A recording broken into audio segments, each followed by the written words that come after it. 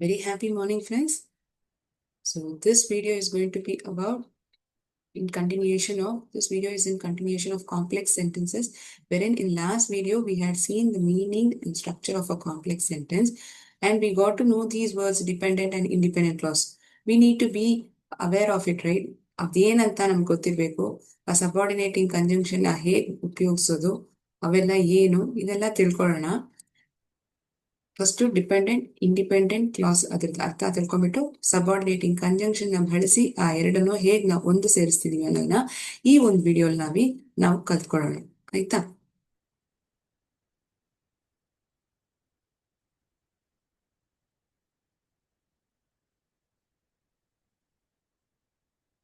ನಾವು first dependent class ಬಗ್ಗೆ ತಿಳ್ಕೊಳ್ಳೋಣ.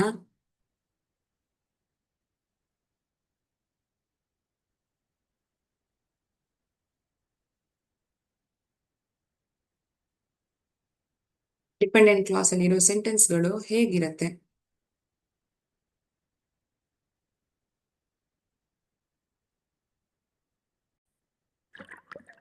ಬಿಕಾಸ್ ಶಿ ವಾಸ್ ಲೇಟ್, ಅವಳು ಲೇಟಾಗಿ ಬಂದಿರೋ ಕಾರಣಕ್ಕೋಸ್ಕರ.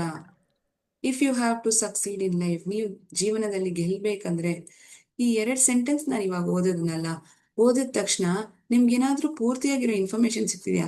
ಜೀವನದಲ್ಲಿ ನಾನು ಯಾವಾಗ್ಲೂ ಸಕ್ಸೀಡ್ ಆಗ್ಬೇಕು ಅಂದ್ರೆ ಏನ್ ಮಾಡ್ಬೇಕು? ಈ ಪ್ರಶ್ನೆ ಒಂದು ಕೇಳ್ತೀರಾ. ಯಾಕೆ ಅವಳು ಲೇಟಾಗಿ ಬಂದ್ಲು? ಆ ಕಾರಣಕ್ಕೋಸ್ಕರ ಏನಾಯ್ತು? ಈ ಕ್ವೆಶನ್ಸ್ ನಿಮ್ಮಲ್ಲಿ ಕೊಡ್ತಾನೆ ಇದೆ ಅಲ್ವಾ?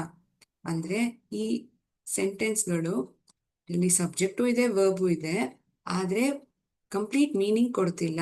ಮತ್ತೊಂದು ಸೆಂಟೆನ್ಸ್ ಬೇಕಾಗಿದೆ ಅದ್ರದ್ದು ಕಂಪ್ಲೀಟ್ ಆಗಿರೋ ಮೀನಿಂಗ್ ತಿಳ್ಕೊಳ್ಳೋದಕ್ಕೆ. ಇಫ್ ಇಟ್ ರೈನ್ಸ್ ಟುಮಾರೋ, ಅಕಸ್ಮಾತ್ ನಾಳೆ ಮಳೆ ಬಿತ್ತಂದ್ರೆ, if it rains tomorrow, kindly ignore this. Yes, if it rains tomorrow, ನಾಳೆ ಅಕಸ್ಮಾತ್ ಮಳೆ ಬಿತ್ತಂದ್ರೆ ಏನ್ ಮಾಡ್ಬೇಕು? ನಾನು ಸ್ಕೂಲ್ಗೆ ಹೋಗ್ಬೇಕಾ, ಹೋಗ್ಬಾರ್ದಾ? ಇದ್ರದ್ದು ಇನ್ಫಾರ್ಮೇಶನ್ ನಮ್ಗೆ ಏನು ಗೊತ್ತಿಲ್ಲ. ವೆನ್ ಐ ರೀಚ್ ಹೋಮ್, ನಾನು ಮನೆಗೆ ಹೋದಾದ್ಮೇಲೆ ಏನ್ ಮಾಡ್ತೀನಿ? ಹೋಮ್ವರ್ಕ್ ಬರಿತೀನಿ, ಮಲ್ಕೊಳ್ತೀನಿ, ಏನಾದ್ರೂ ಬರಿಬೋದು. ಸೊ ಈ ಒಂದು ಸೆಂಟೆನ್ಸ್ ಅಲ್ಲಿ ಸಬ್ಜೆಕ್ಟ್ ಐ ಅನ್ನೋದಿದೆ, ಹೋಗಾದ್ಮೇಲೆ ರೀಚ್ ಅನ್ನೋ ವರ್ಬ್ ಇದೆ, ಆದ್ರೆ ಕಂಪ್ಲೀಟ್ ಆಗಿರೋ ಮೀನಿಂಗ್ ಇಲ್ಲ. ಶಿ ವಾಸ್ ವೆರಿ ಹಂಗ್ರಿ, ಸಾರಿ, ಅವಳಿಗೆ ತುಂಬಾ ಹಸುವಾಗಿ ಇದ್ದಿರೋ ಕಾರಣಕ್ಕೋಸ್ಕರ ಏನ್ ಮಾಡಿದ್ಲು? ಜಾಸ್ತಿ ಊಟ ತಿಂದ್ಬಿಟ್ಲು, ಇಲ್ಲ ಹೋಟೆಲ್ಗೆ ಹೋದ್ಲು, ಏನಾದ್ರೂ ಹೇಳ್ಬೋದು. ಆದ್ರೆ ಆ ಸೆಂಟೆನ್ಸ್ ಇದೆಯಾ? ಇಲ್ಲ.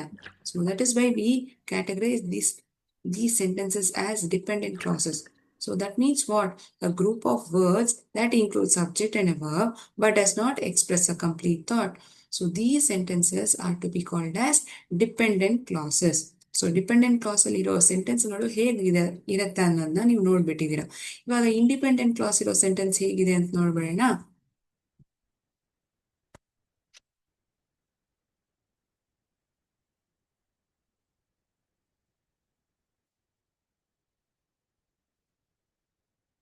ಇಂಡಿಪೆಂಡೆಂಟ್ ಕ್ಲಾಸ್ ಅಲ್ಲೂ ಸಬ್ಜೆಕ್ಟು ಮತ್ತೆ ವರ್ಬ್ ಇರುತ್ತೆ, ಅದಕ್ಕೆ ಕಂಪ್ಲೀಟ್ ಆಗಿರೋ ಮೀನಿಂಗ್ ನಮ್ಗೆ ಸಿಕ್ಬಿಡತ್ತೆ.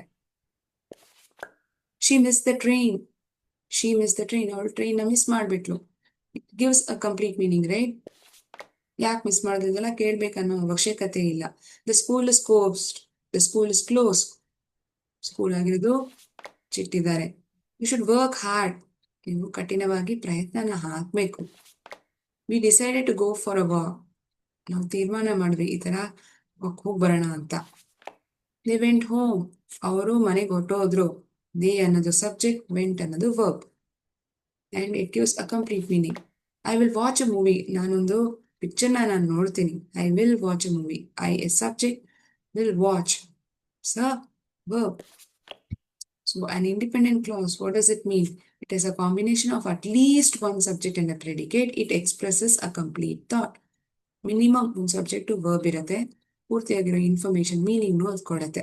ಸೊ ಡಿಪೆಂಡೆಂಟ್ ಕ್ಲಾಸ್ ಅಂದ್ರೆ ಹೇಗಿರುತ್ತೆ, ಇಂಡಿಪೆಂಡೆಂಟ್ ಕ್ಲಾಸ್ ಅಂದ್ರೆ ಹೇಗಿರುತ್ತೆ ಅನ್ನೋದನ್ನ ನೋಡ್ಬಿಟ್ಟಿದೀವಿ.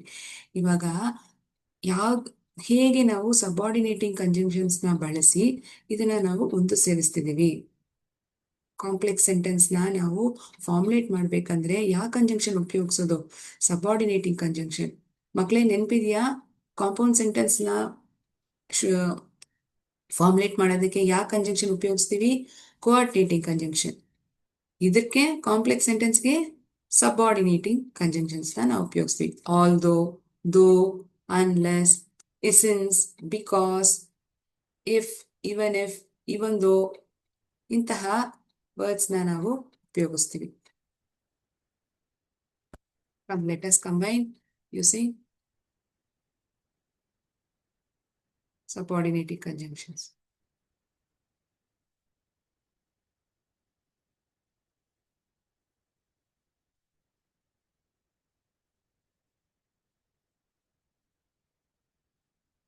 ಅಷ್ಟು ಒಂದು ಡಿಪೆಂಡೆಂಟ್ ಸೆಂಟೆನ್ಸ್ ಇರುತ್ತೆ, ಇಂಡಿಪೆಂಡೆಂಟ್ ಸೆಂಟೆನ್ಸ್ ಕೊಟ್ಟಿರ್ತಾರೆ, ಅದನ್ನ ನಾವು ಒಂದು ಸೇರಿಸೋಣ. ಆಯ್ತಾ?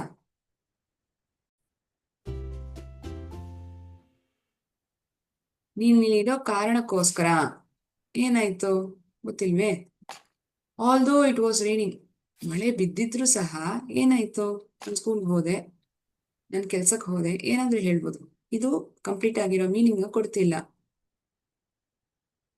ಆಫ್ಟರ್ ದ ರೈನ್ ಸ್ಟಾಪ್ಸ್, ಮಳೆ ನಿಂತಾದ್ಮೇಲೆ ನಾನೇನ್ ಮಾಡ್ತೀನಿ? ಅಂಗಡಿಗೆ ಹೋಗ್ತೀನಿ. I don't know, I don't have that sentence. Only in this sentence we get to know ಮಳೆ ನಿಂತೋದಾದ್ಮೇಲೆ ಏನ್ ಮಾಡ್ತೀವಿ ಗೊತ್ತಿಲ್ಲ.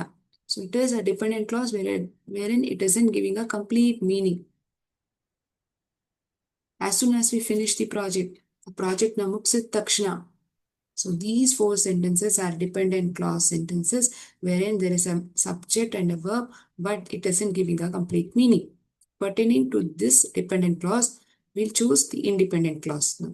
Okay? Since you are here, ನೀನಿಲ್ಲಿರೋ ಕಾರಣಕ್ಕೋಸ್ಕರ ನಾವು ಮೀಟಿಂಗ್ನ ಶುರು ಮಾಡಬೇಡ. ಆಲ್ದೋ ಇಟ್ ವಾಸ್ ರೈನಿಂಗ್, ನಾವು ಪಾರ್ಕ್ ಹೋಗೋಣ ಅಂತ ಡಿಸೈಡ್ ಮಾಡಿದ್ವಿ. We decided to go to the park. This sentence is example for independent clause. ಇದು ಡಿಪೆಂಡೆಂಟ್ ಕ್ಲಾಸ್. ಈ ಸೆಂಟೆನ್ಸ್ ಆಗಿರೋದು ಈ ಇಂಡಿಪೆಂಡೆಂಟ್ ಕ್ಲಾಸ್ ಅಲ್ಲಿರೋ ಸೆಂಟೆನ್ಸ್ ಮೇಲೆ ಡಿಪೆಂಡ್ ಆಗಿದೆ. After the rain stops, he will leave. ಅವನ್ ಮಳೆ ನಿಂತೋದಾದ್ಮೇಲೆ ಅವನ್ ಹೊರಡ್ತಾನೆ. As soon as we finish the project ಮುಗಿಸಾದ್ಮೇಲೆ ನಾವು ಸ್ವಲ್ಪ ಹೊತ್ತು ರೆಸ್ಟ್ ತಗೊಳ್ತೀವಿ. We will take a break. So ಈ ಎರಡು ಸೆಂಟೆನ್ಸ್ಗಳನ್ನ ಕಂಬೈನ್ ಮಾಡಿ ಒಂದೇ ಸೆಂಟೆನ್ಸ್ ಆಗಿ ಮಾಡೋಣ. That is, in dependent clause there is subordinating conjunction. In this sentence, since. Second one, although. After, in third sentence. As soon as, in fourth sentence. Okay? So combining dependent and independent clause, we formulate the sentence over here. Since you are here, let's start the meaning. First dependent clause bantandre ಕಮ ಹಾಕಾದ್ಮೇಲೆ independent class ಬರಿಬೇಕು. ಅಕಸ್ಮಾತ್ independent class ಮೊದಲು ಬಂದು ಅದಾದ್ಮೇಲೆ dependent class ಬಂತಂದ್ರೆ ಕಮ ಹಾಕಬಾರದು, ಹಾಕೋದ್ ಬೇಡ, ಅವಶ್ಯಕತೆ ಇಲ್ಲ. ಆಲ್ದೋ ಇಟ್ ವಾಸ್ ರೈನಿಂಗ್, ಇಲ್ಲೂ ನೋಡಿ ಈ ಎಕ್ಸಾಂಪಲ್ ನಲ್ಲೂ ಈ ಡಿಪೆಂಡೆಂಟ್ ಕ್ಲಾಸ್ ಮೊದಲೇ ಬಂದಿದೆ, ಅದಾದ್ಮೇಲೆ ಇಂಡಿಪೆಂಡೆಂಟ್ ಕ್ಲಾಸ್ ಬಂದಿದೆ. ಆ ಕಾರಣಕ್ಕೋಸ್ಕರ ಕಮ ಹಾಕ್ಬಿಟ್ಟಿದೀವಿ ಇಲ್ಲಿ. After the rain stops he will leave. ಈ ಸೆಂಟೆನ್ಸ್ ನ ಹೀಗೂ ಬರಿಬೋದಲ್ವಾ ma'am? After the rain stops he will leave ಬರಿಬೋದು. ಹಂಗಿದ್ದಿದ್ರೆ after the rain stops comma he will leave ಬರಿಬೋದಿತ್ತು. He will leave after the rain stops. First independent clause ಬರ್ದಾದ್ಮೇಲೆ dependent clause ಬಂದಿರೋ ಕಾರಣಕ್ಕೋಸ್ಕರ ಕಮ ಇಲ್ಲಿ ಉಪಯೋಗಿಸ್ತಿಲ್ಲ. We will take a break as soon as we finish the project. So combine ಮಾಡ್ಬಿಟ್ಟಿದೀವಿ dependent ಕ್ಲಾಸ್ನು independent ಕ್ಲಾಸ್ನು ಒಂದು complex sentence ಆಗಿ. ಸರಿ ಇದೆಯಾ ಅಂತ ನೋಡ್ಬೇಡ.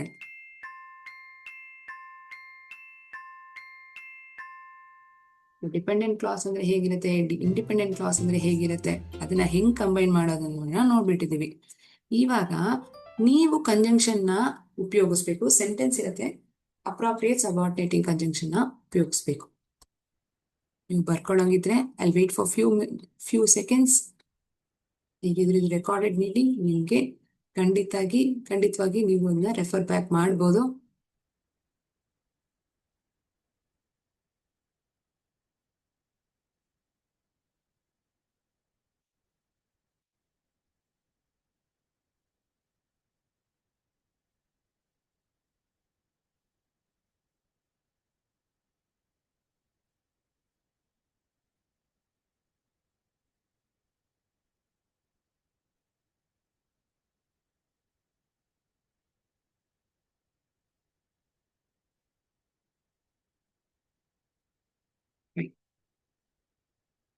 ಈಗ ಸಬಾರ್ಡಿನೇಟಿಂಗ್ ಕಂಜಂಕ್ಷನ್ಸ್ ನ ನೀವು ಐಡೆಂಟಿಫೈ ಮಾಡ್ತೀರಾ ಡಿಪೆಂಡಿಂಗ್ ಅಪಾನ್ ದ ಸೆಂಟೆನ್ಸ್.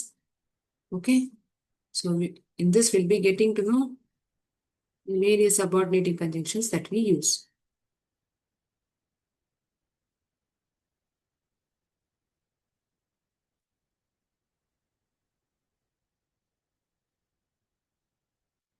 ಹೇಳುವ ಮಕ್ಕಳೇ? Sure.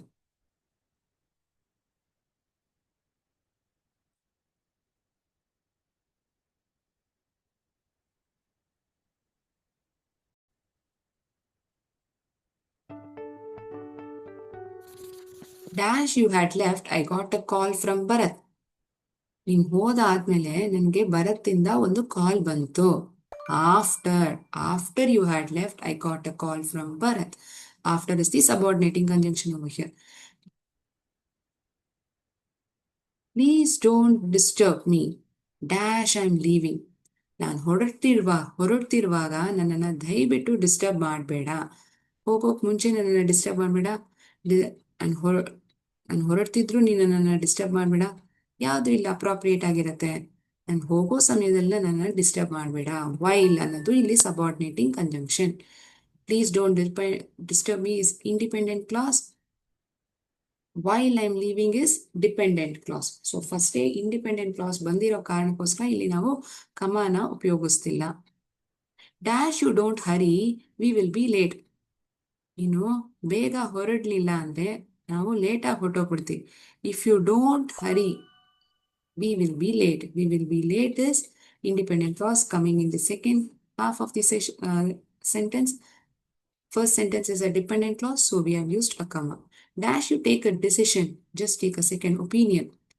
Decision ತಗೊಳ್ಳೋಕ್ ಮುಂಚೆ ಬೇರೆಯವರ ಒಪಿನಿಯನ್ ತಗೊಬೇಕು. Before you take a decision is a dependent clause. Combining using a subordinating conjunction before. Dash it rained all day, we enjoyed the football match. ಮಳೆ ಬಿದ್ದಿದ್ರು ಸಹ, ಮಳೆ ಬೀಳ್ತಾನೆ ಇದ್ರು ಸಹ ನಾವು ಫುಟ್ಬಾಲ್ ಮ್ಯಾಚ್ನ ಎಂಜಾಯ್ ಮಾಡಿದ್ವಿ. Although ಅನ್ನೋದು subordinating conjunction. Although it rained all day ಅನ್ನೋ ಸೆಂಟೆನ್ಸ್ ಡಿಪೆಂಡೆಂಟ್ ಕ್ಲಾಸ್. ಫಸ್ಟೇ ಅಲ್ಲಿ ಬಂದಿರೋ ಕಾರಣಕ್ಕೋಸ್ಕರ ಕಮ ಹಾಕ್ಬಿಟ್ಟಿದೀವಿ. ಅದಾದ್ಮೇಲೆ independent class. Perfect. I hope you are getting the meaning very clear, pretty much clear. Where dependent clause is being placed, where independent clause is being placed. The subordinating conjunction used to join. Dash she was late, the teacher didn't write her absent.